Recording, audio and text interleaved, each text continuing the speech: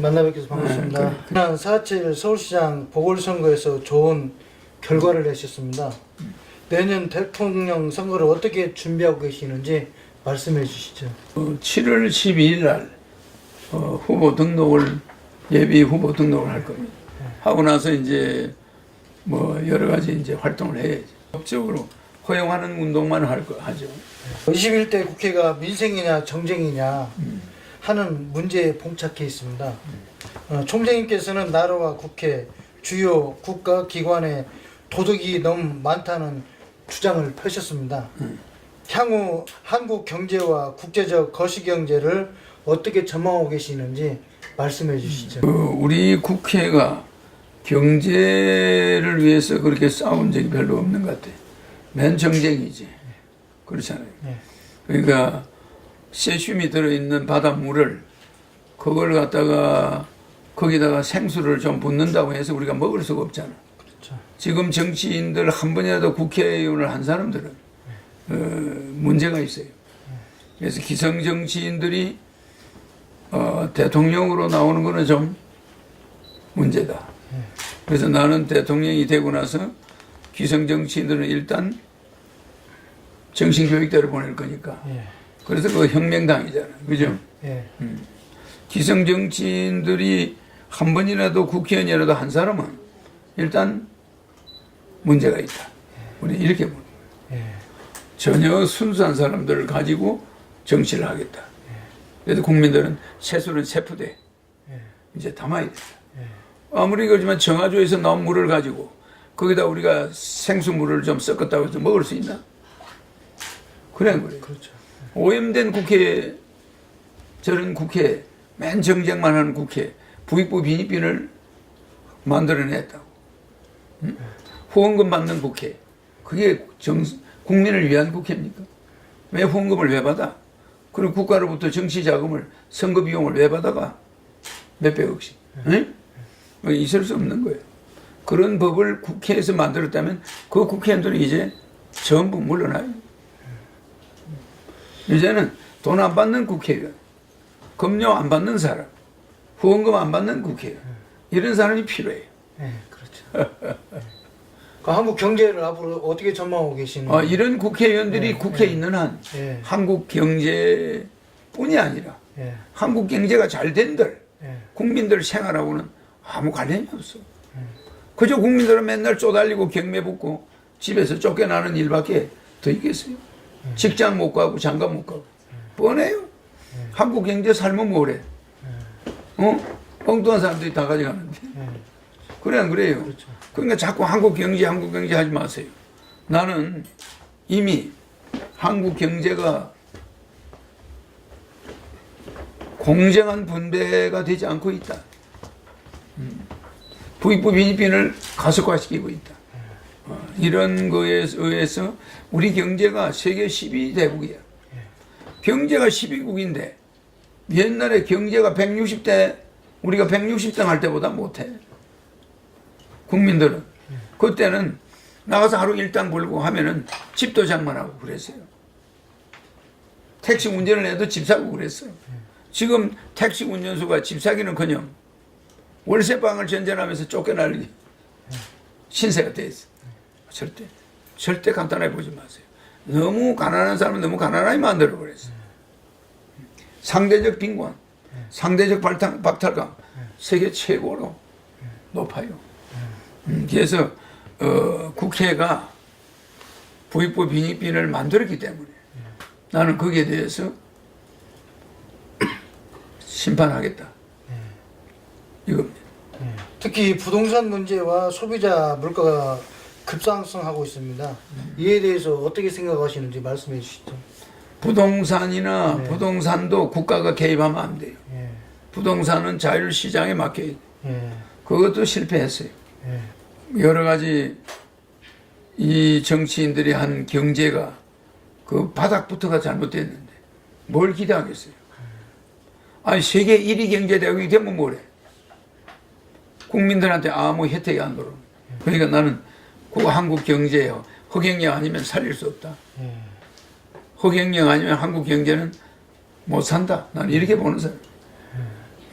현재 저 여당이나 야당에서 국가혁명당 허경영 총장님께서 내놓으신 3.3 정책을 베껴가지고 사용하고 있다. 다음 대통령 선거에서 허경영 총재를 청와대로 반드시 들어가게 해야 된다. 그런 이야기들이 많이 지금 돌고 있거든요. 이 부분에서 말씀 한번 해주시죠. 우리가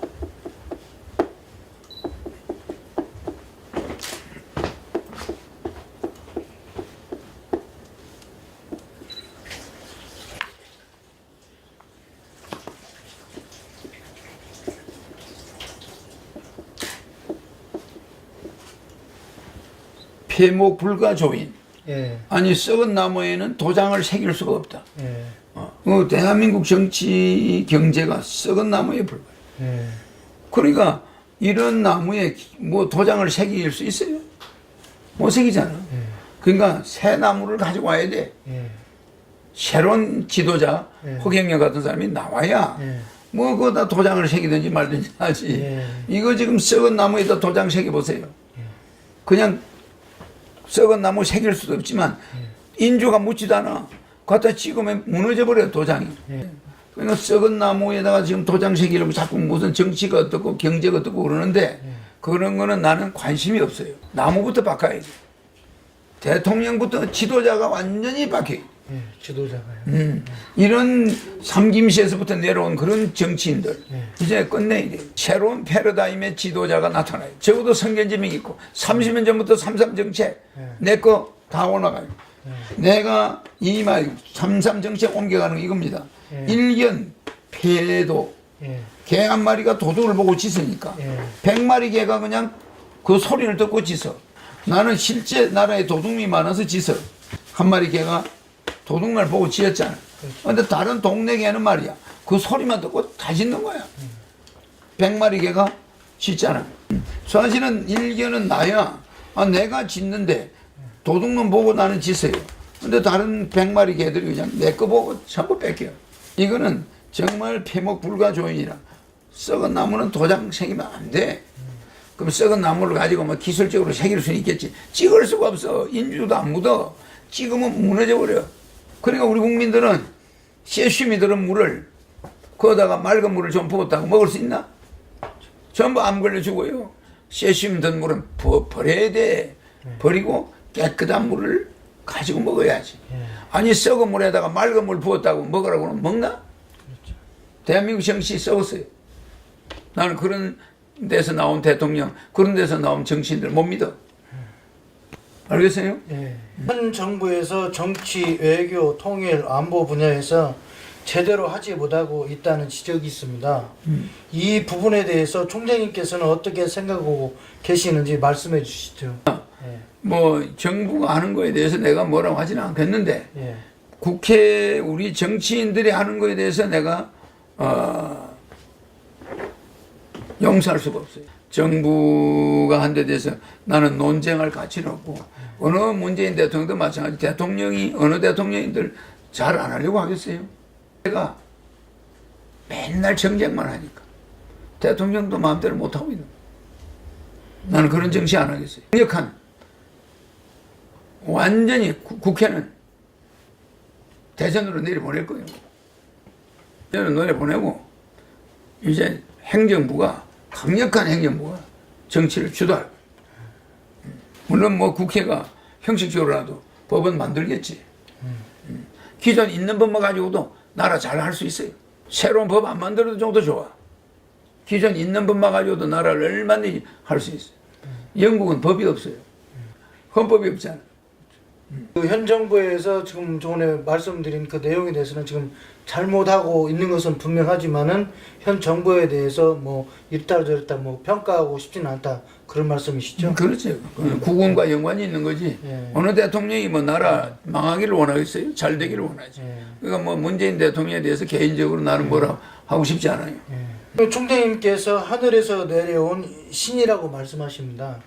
그런데 피조물인 인간이 어떻게 신이 될 수 있는가라는 문제가 제기가 되고 있습니다. 그래서 TV를 시청하시는 분들이 이해할 수 있게 말씀해 주십시오. 그런 거는 내가 뭐 신인이다 이런 거는 우리 국민이 지금 기다리는 게 예.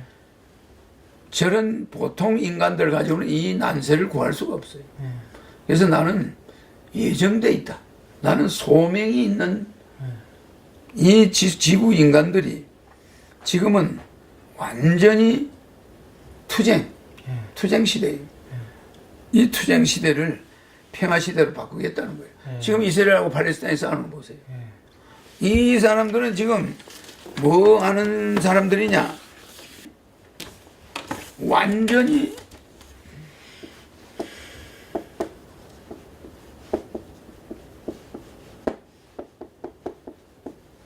투쟁 시대. 완전히 투쟁으로 시작해서 이거를 나는 정치를 평화를 만들어낼 수 있다는 거지. 평화 시대로 만들겠다는 거예요. 이 지금 이스라엘 팔레스타인 투쟁하고 있죠. 자식하고 아버지도 투쟁이야. 지금 가난과 투쟁하고 있어. 가정에 평화가 없어요. 부부시간도 투쟁하고 있어. 이게 그냥 국가와 국가도 투쟁, 미국과 중국도 투쟁하고 있어. 이걸 우리는 투쟁 시대로 그래요. 투쟁 시대.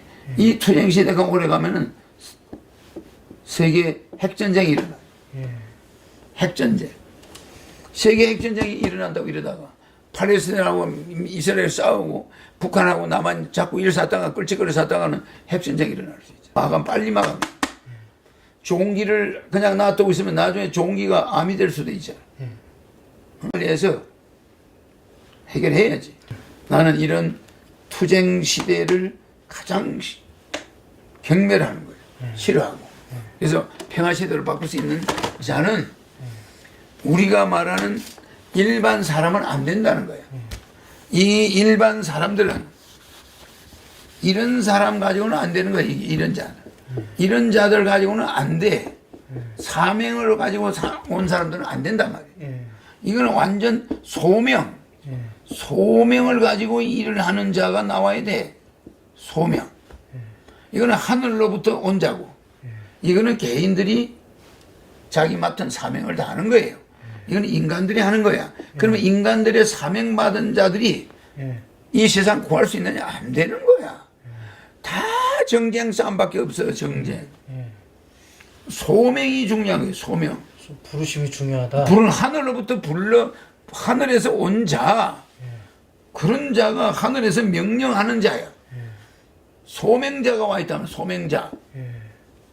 이런 사명자들은 맨날 정쟁만 한다니까. 투쟁만. 소명자가 올 수밖에 없죠. 그래서 이스라엘이 위험할 때 어떤 지도자가 나오니까 그 자가 로마를 멸망시킬 수 있는 자다 이러고 희망을 했지. 그때 그냥 가서 돌아갔잖아. 마찬가지로 우리나라도 기성 정치인에서 우리나라를 미국이나 중국에서 구할 만한 인물이 있냐? 하늘에서 온 소명자가 아니고는 신인이 아니고는 안 돼요. 이건희 쓰러진다. 닷새 만에. 맞았죠. 박근혜 6가지로 탄핵된다. 쫓겨난다. 선거 때 그랬어. 다 맞아. 그죠? 그러니까 소명자는 미래를 알지만 사명자들은 자기 월급 몇 푼 받기 위해서 그 월급쟁이 사명 그거 그냥 쫓아다니는 거예요. 그거. 사명자들로서 이 세상이 전쟁으로 가고 있어. 그 사명자들. 대통령도 사명을 받은 자지. 이스라엘 대통령도. 근데 그 사명자들 가지고는 안 돼. 전쟁이야 그냥. 왜? 자기가 다음 대통령 또 나가려면은 팔레스타인한테 폭격을 해야 강력한 대통령이다. 이래가지고 또 그 사람을 찍어주니까. 거기서 조금만 밀리면은 저 겁쟁이다. 근데 소명자는 쳐들어가지도 않으면서 국민들한테 표도 의식 안 하면서 기술적으로 해결하는 자예요. 그래서 우리 한반도는 작은 나라이기 때문에 한라산이 소명자가 내가 1950년생인데 한라산 높이가 1950m예요. 그 한라산이 한자가 강대구, 나자가 나파해라. 강대구를 나파하라. 뭐 이런 이름이잖아. 그러니까 한라산, 백두산은 한민족이 세계에서 최고 우두머리다. 흰 백자 머리 두자. 그러니까 한라산과 백두산이 소명자에게 예정이 되어 있는 거예요. 한반도는 소명자가 온다. 그 자가 하늘에서 온다. 그리고 하늘에서 온 게 그렇게 배 아파요? 일본은 천황이 하늘에서 왔다는데 우리는 뭐 그런 사람이 없노? 우리는 일본 천황보다 더 높은 사람이 나와야 일본과 중국이나 미국을 잡고 흔들어. 그다음에 나임과 옵티머스 사기 사건 금액이 1조 원이 넘습니다. 이게 모두 서민들의 소액 투자금이거든요. 앞으로 정치권에 큰 태풍이 불 것으로 전망되고 있습니다만은 이 사건을 총장님께서는 어떻게 보고 계시는지 말씀해 주시죠. 금융감독원이 예. 뭐 했는지 예. 뭘 하는 기관인지 예. 우리 국민들이 아리송해졌어. 우리나라 법이 없나요? 국민들에게 사기칠 만한 그런 금융은 못하게 하든지 감독을 하든지 했어야 될 거 아니요. 그걸 나한테 물으면 어떻게 해요? 그럼 무엇 때문에 우리가 월급 주노? 그 사람들. 금융감독이 왜 뭐 놀고 앉아서 뭐 놀아라고 금리나 올리라고 뭐 내리고 올리라고 그것도 갖다 앉혀놓은 거예요? 금융기관을 서민들이 피해가 보게 되잖아. 꼭 무슨 금융기관이 피해를 보면 서민들이 피해를 보게 만들어. 검찰의 수사권을 완전히 분리하는 내용의 형사소송법 개정안과 중대범죄수사청 그리고 신설 법안의 입법 시한을 상반기로 잠정 연기하고 활동을 중단했습니다. 국회에서. 이에 대해서 총장님께서는 견해를 어떻게 보고 계시는지 좀 말씀 좀 해주시죠. 국민에게 실질적인 도움이 되는 법은 예. 쉽게 통과가 안 되고 예. 허지부지하고 정쟁만 일삼는 게 뭐 예. 국회의원들이 주로 많이 있으니까 예. 과연 뭐 힘에 자기들이 국회 법사위원장 가지고도 싸워 사니까. 그래서 정치권을 신임을 할 수가 없기 때문에 국민을 위한 정치를 하는 국회가 안 되기 때문에 바꿔야 된다 이 말이죠. 그렇지. 정쟁 싸움만 하다 보면 예. 나라가 예. 어떻게 되는지 봤잖아요. 우리가 조선시대 때. 예. 일본은 비행기를 만들고 강대국을 쳐들어가는데 우리는 뭐 하고 있었어요? 현재 사회적으로 아동 학대와 가정폭력, 성폭력, 끔찍한 살인사건 등이 끊임없이 일어나고 있습니다. 이에 대한 대책은 무엇이라고 생각하시는지 말씀해 주시죠. 부익부 빈익빈을 예. 바로 잡는 거죠. 예. 국민 배당금 주거나 매월 150만 원씩 국민 배당금을 주면은 예. 그런 일은 저절로 없어져요. 사회가 불안하게 된 것은 경제적 혼란 때문이야. 어렵대. 네네. 코로나 왔죠. 예. 국민들은 집에 가면 부부싸움 하게 돼 있고 돈 이야기 자연히 나오게 돼 있잖아. 이게 문제가 심각해지고. 예. 또 국가는 보이스피싱을 체계적으로 텔레비에 예. 보이스피싱 방지 대책을 계속 하루에 한 번씩이라도 내보내야 돼. 얼마나 많은 주부들이 그 사기를 당하는데 거기에 대한 방송 하나 안 해주고 맨 무슨 뭐 놀이 장난하고 놀이하는 것만 텔레비에 그게 국가의 시청 국가에서 응? 시청료를 받는 방송들이 국가 세금으로 운영하는 방송들이 보이스피싱에 대한 대책이 그렇게 텔레비에 많이 안 나와서야 됩니까? 1년에 어마어마한 조 단위의 10조 정도의 돈이 해외로 빠져나오고 있어요. 보이스피싱 때문에. 그게 가정주부들의 경제가 파탄나는 거예요. 불경기에다가 또 더군다나 보이스피싱까지 당하니까. 그래가지고 길거리 나앉은 가정이 수도 없어요. 국가가 방송에 맨 무슨 장난하는 거, 뭐 게임하는 거, 뭐 그런 것만 나오고 어떻게 된 게 보이스피싱 피해를 그런 거 뭐 좀 방송을 시리즈로 안 내보내는?